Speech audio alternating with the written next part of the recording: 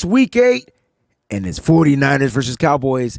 I got the biggest threats for you in this week's matchup coming up right after this.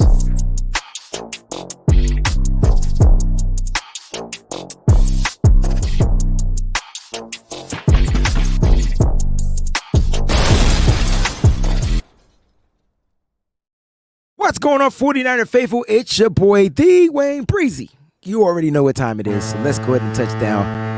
Man, we got the biggest threats. Week 8, big matchup, rivalry, 49ers, Cowboys. I just wanted to welcome you guys for being here. Listen, man, we got the exclusive hats over at residency.com, man. Check them out, man. www.residency.com. All right, make sure there's a 3 in that residency, too, as well. Use the promo code SFBreezie so you can save on your total purchase. Don't miss out, man. They got a good sale going on. I promise you there's a sale and you can save on your total purchase. Let's get to these big threats, man. I got the 5 biggest threats versus the Cowboys this week. Sunday Night Football. You already know what time it is. Let's not waste that time. Let's go ahead and get down to the gritty of the nitty, baby. You ready? Here we go. All right. I don't know why. There it is. Okay, I'm like, what in the world is going on? I done try something new here. All right, man. Listen, Dak Prescott, quarterback for the Dallas Cowboys. Now, listen, the Cowboys' offense it's not the same offense, right? It's a little different. They're dealing with some injuries. They got some players. They can't run the ball well, but the one thing that they do really well is they throw the ball. And Dak Prescott is a top 10 passing leader in the league. Right now, I think he's ranked either 9th or 10th as far as in total passing yards. He's ranked 2nd, though, as far as average yards per game. So they're looking to sling that ball because they're not running the ball particularly well. So the 49ers got to pay attention to that.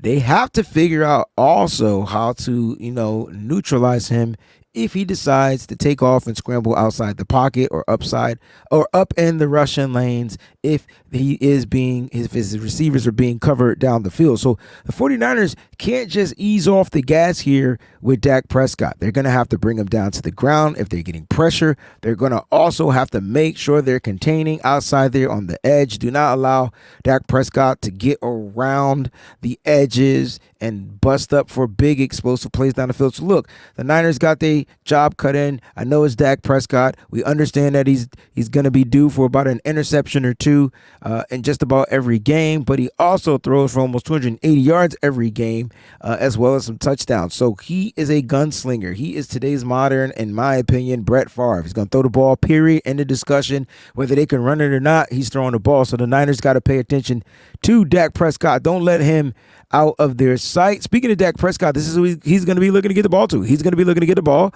to CeeDee Lamb. It's just what it is. CeeDee Lamb, he's their best player, especially on the offensive side. He just got his money. He is locked and loaded there in Dallas for a while, but he's having a pretty down season. And so the Niners are going to have to make sure that they defend him outside and they defend him inside. Now, he predominantly lines up in the slot. The majority of his snaps are in the slot. So, Diamador Lenore, cha-ching, get your game face on, baby, because you're going to have a game. You dig? Diamador Lenore is going to have to be full dog, full throttle, ready to lock in on CeeDee Lamb. And I'm not worried about it. I like the matchup. I think Lenore on CeeDee Lamb is going to be a great matchup because it's dog versus dog. Who's going to be the better dog? And I feel like we got that dog out there on the defense. So pay attention to CeeDee Lamb. They will move him around offensively. Dak's going to be looking to get the ball to him as well. CeeDee Lamb is my second biggest threat. And I got some weird threats this week, right? Because I feel like the best daggone kicker in the game is on the Dallas Cowboys. His name is Brandon Aubrey. This dude is a problem, and here's where he's a problem. Plus 50. Anything plus 50. He's 8 for 9 plus 50-yard field goals this year. He's 8 for 9. He only missed one. And it's probably because it wasn't long enough now that I think about it. I think it was like a 52, 51-yarder. Everything he's kicking is 55 and above, baby. So listen, that means that Dallas doesn't have to get close to their red zone. If they don't get in the red zone and they're in his range of 60-something yards, 50 to between 60 yards, they're attempting field goals. Now, listen, the Niners are going to have to figure out how to keep Dallas out of the field goal range of Brandon Aubrey. Brandon Aubrey can be one of those silent killers in the game. And at the end of the game, if he's attempting 5+ field goals and 5 times 3 is 15, 6 times 3 is 18, and the Niners ain't putting up those points offensively. Brandon Aubrey could be a reason why the San Francisco 49ers actually lose this game. So make sure that the defense got to be on point. Can't let Brandon Aubrey be the reason for the season and why the San Francisco 49ers fall short. Find a way to limit Brandon Aubrey. It's going to come down to the defense and the offense, actually. The offense got to put up points. All right. So if the defense is holding in the 3, then the offense got to do their job. If the defense can force 3 and outs, they ain't got to worry about Brandon Aubrey. But if they can't force 3 and if they are forcing 3 and outs, they're going to have to deal with their punter, Bryan Anger. He's got about 5 or 6 punts that are inside the 20. And that can hurt the Niners' chances on offense. This can flip field position. So, yeah, I got 2 special team players that I feel like can be threats depending on how they're utilized and used in this game. The Niners can dictate everything that they want to happen in this game if they execute and do the things right.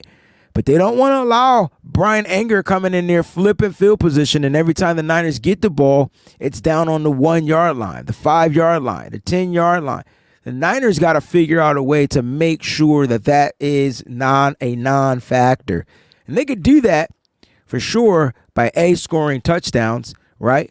And B, when they're forcing teams to punt, make sure that their special teams is on point. So the Niners special teams got to play a good role in this game. We want the Dallas Cowboys to punt the ball. It's where they're punting the ball, which is the issue, all right? So, yeah, Bryan Anger is my number 4. Number 5 is Trevon Diggs. He's their best corner as of right now. Some people feel like he's their best corner. Deron Bland, I don't believe, is going to play in this game. Unfortunately, they're not going to be without Micah Parsons as well, and they're going to be without Micah Parsons probably, and they're going to be without D-Law. So he'll be out of it. I think he's on IR. So listen, Trevon Diggs, though, sticky guy. He loves to play man coverage. That's his thing. Not huge on tackling. Struggles in good route runners. But if the route runners aren't good and Brock makes a mistake and he slips that ball and it's hanging in the air, that's what Trevon Diggs lights up. He's looking to go pick 6 to the house 1,000%. So the 49ers just got to be on their P's and Q's. I'm not saying don't throw to Trevon Diggs. I'm not saying don't test Trevon Diggs, but it is Trevon Diggs. He's a Pro Bowler. He's an all-pro. They got to figure out how they're going to attack Trevon Diggs. I feel like even on the underneath routes, he's smart. So if he knows that it's an underneath route, look for him to pick those throwing lanes, and he's going to be looking to take it to the house. So beware of him in the flats. I say if you're going to test him downfield. If you're going to route him up, unfortunately, Brandon Ayuk's not going to be able to play. He's out for the season with the ACL and MCL injury. So it's unfortunate because that was one guy that would route up this dude, in my opinion.